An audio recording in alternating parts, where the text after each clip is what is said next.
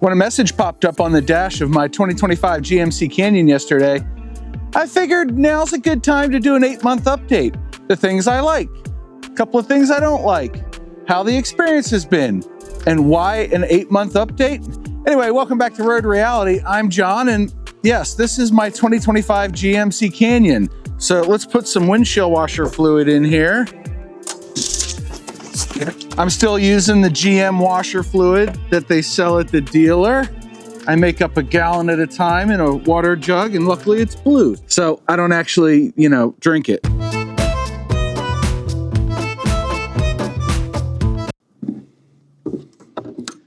Wow, it took the whole thing, and I guess I'll make more later. But anyway, now it's time to go for a drive. Now, of course, of all days, it decides that it's gonna screw up. And if I go to engine, battery voltage looks fine, coolant temp, but if you go to fluids and filters, it shows this nonsense. And if you click on one of them, it says surface system. What the devil? And all I did was open the hood, add the fluid, and then close the hood. Okay, I shut it off. I open the door. It does that. That's a problem. It thinks the key has left the vehicle, or I've left the key in the vehicle and I've gotten out, but she fires up just fine. That might need a restart. Well, to do that, we hold down this button here for 15 seconds, and then the whole system will reboot. There you go. It's going to automatically reset in just a few seconds. See, now it's working fine. All right, battery voltage, fluids and filters. There you go. That's another thing we need to talk about. All right, now that we have fixed that, let us continue. Something I really appreciate are these power windows. They are really well designed insofar as fairly fast to go down, but if you're up here, it works slower. See that? You can probably see that. It's fast, and then if I give it just a little bit, it slows right at the top, which is such a neat feature if you're driving in the rain and you just want a little extra ventilation. That's pretty cool. Something else that is really cool is when you power on the truck and you start the engine, you get those 3 icons up there in the left corner of the dash. Look at that. See that screen? You got 3 red icons. And I would be remiss if I didn't mention that the seat I'm sitting in has broken in nicely. Once it hit like 1,500 miles on the odometer, the seat became very, very comfortable. Something else that was broken in quickly but has stayed really nice is the brakes. The feel these brakes give you is unlike any of the Ford or Ram trucks that I've driven. Honestly, I haven't driven a GMC or a Chevy in like 10 or 12 years or so before I bought this one, but I really like how the brakes feel on this thing. They are just top notch. Something else I like,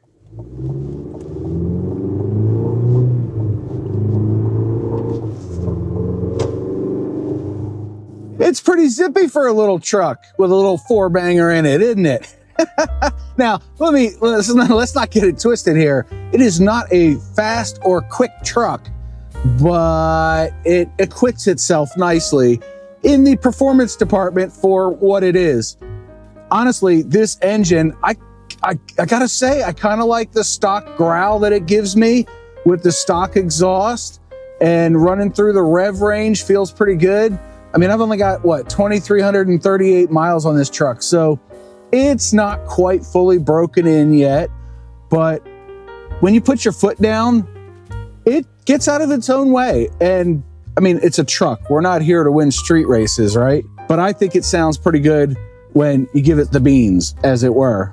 And another thing that I absolutely love about this truck is you can see it flashing there. That's the camera, not the actual heads-up display, but it is that heads-up display. Eyes on the road, not distracted by anything else, and looking for speed cameras because there's a ton of them around here. But it's so cool to have that there, and it dims at night. It gets brighter during the day, gives me my nav instructions, gives me my speed limit. It gives a lot of information, and it's full color, which is really cool. So I I think I'm gonna have to have a heads-up display on like every truck after this one. Now, I'm on a bit of a back road here, and when I'm on my Harley on this road, it feels like it's a mile wide, but driving along it now, it is definitely not a mile wide. It's not the narrowest road I drive on, but it's close. And I gotta say, that's another big thing that I love about this truck. And that is, it's a foot narrower and a foot shorter than a full-size truck like my Ram 1500 that I had before this. And I know I mentioned it in a previous video, but it's January of 26 and I've been going to the doctor a bunch. I had an ear infection and other stuff. And so I've been busy driving the truck. The roads are all salted and it's not been really motorcycle weather. So I've been happy to have this truck. And I really find that with the narrower roads I've been on and the parking lots, it's been really easy to just slot it in. And I don't have to worry quite as much about door dings. So I gotta love that part of it. Now, we'll get back to some other things I like about it when I park the truck somewhere. I gotta find somewhere scenic to maybe get a picture or two of it. But there's some things I don't like. One you saw earlier, the tech is a little fluky. I keep up with the GMC Canyon forums, and there's been a number of owners that have had a number of technical issues with their truck. And in fact, this thing spent a month and a half trying to do another update, but it never did. And I haven't bothered to check today, but I don't think it's done an update since the July video I did where it did an update. This thing just, I don't know, sometimes it has a mind of its own, but it got stuck where you couldn't update it if you tried. The thing was grayed out, the button was grayed out. But after a month and a half, it came back and says, you can try an update now, but then it tells me there's no updates to do. So I understand that GM has regional deployment. Yeah, that's it. Regional deployment of their updates. Maybe they skipped over mine and they'll come back to it. I have no idea, but generally the tech really works well. I don't use Android Auto. I use the Google Maps built in, and that has been awesome. I can search for something at my house on my computer, come out to the truck, and it's listed in the recent searches. So I can just click on it and go. That's pretty cool. It works well. It's got live traffic updates. It routes me well. I've done tests where I drove like back-to-back days to my PO box, and I took 2 different routes, and it was right. It was right. I didn't listen to it the second day, but it would have been faster if I had, but it just works well, generally. I had one issue where the volume knob didn't work. You could spin it to your heart's content, it wouldn't work. I had to use the buttons on the back of the steering wheel. Minor issue, but I waited a few hours, and when I restarted the truck, everything worked fine. So no complaints there. One other really cool thing is this climate control system. I've got it turned off right now because I don't want the wind noise, but when it's in auto, the heated steering wheel and the heated and cooled seats will come on for driver and passenger if it detects a passenger. And on top of that, it will actually use full heat or cooling for both seats depending on the ambient temperature. How cool is that? Like, you know, it had the sensors in there and they've had them for years, but the fact that it actually takes that into account and bumps up the heating and cooling of the seat and the steering wheel to match everything else that's going on. Top-notch job, GM. And if you see here, you can tell my battery voltage is awful high.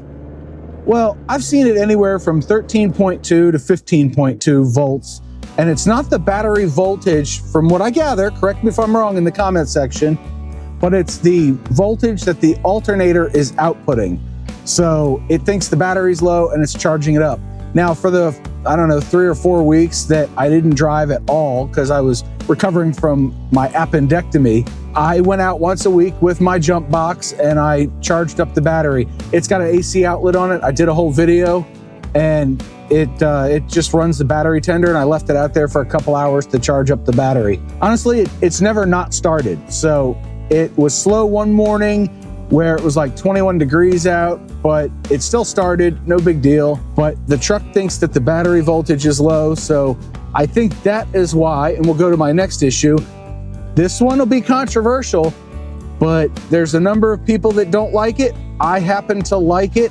The auto stop start system. My auto stop start doesn't work. Here you can see I'm at 0 miles an hour. I've been driving for a while. We're in drive. No auto stop start. You can see the revs. It's got revs. It stopped working, I don't know how many months ago, but it hasn't worked in a while. And it may be due to the battery voltage. It may be due to the ambient temperatures being colder. But even with the climate control off, like, it should just shut the engine off. My Ram did. So I think it has to do with a failed update.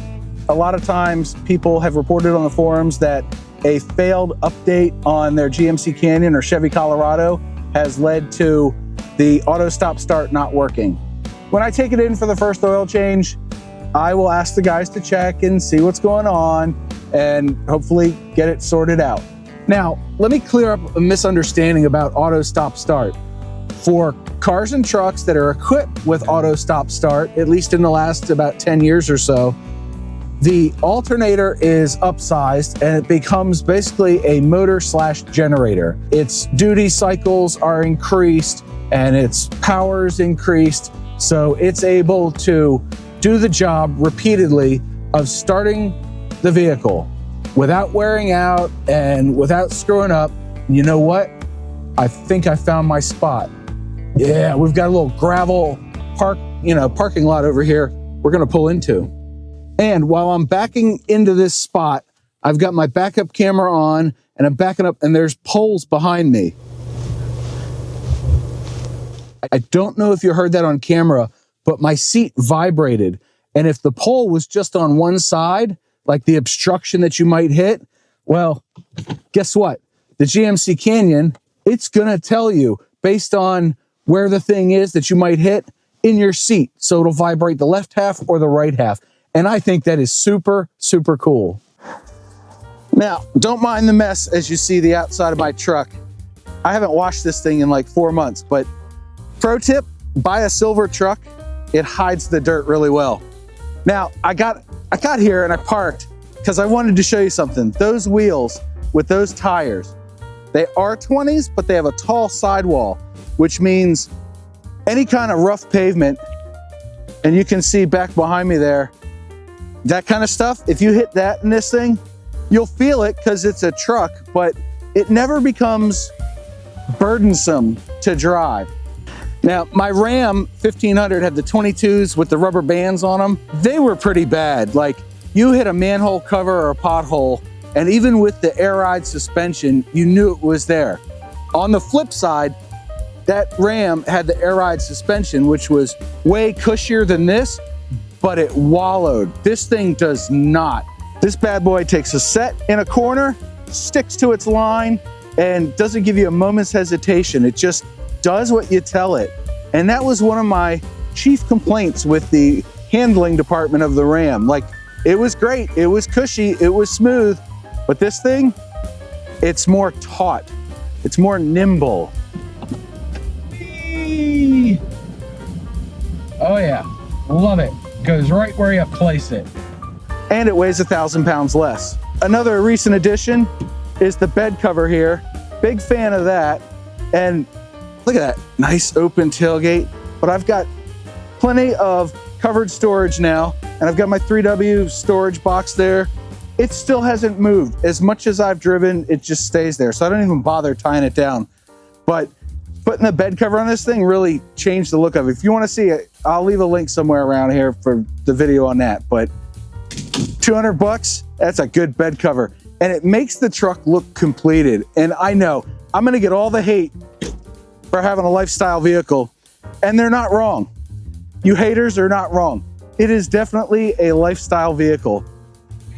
That said, it's gonna come in handy if we ever see any kind of snow, because it does have four-wheel drive. Even though I have yet to need it, these tires are really good at gaining traction in low traction situations. So I hope we get some snow later this winter and I get to test that out. Now, is there anything else that I don't like about this truck? Honestly, this back seat. There is not nearly enough storage inside the cab of this truck, and it sits tall enough. I do believe this thing is just as tall, if not a little bit taller than my Ram was, but you wouldn't know it from being inside of it. You've got a glove compartment, the center console, and like a shelf behind the infotainment screen and like door pockets. That's about all the storage you're gonna get. So yeah, that 3W storage box is coming in really handy to hold all my truck stuff and give more legroom for my infrequent passengers. We don't take this truck on family trips, and I haul the kids around when I have to. Otherwise, we're taking the wife's minivan. That's what minivans are for. Trucks are for truck stuff.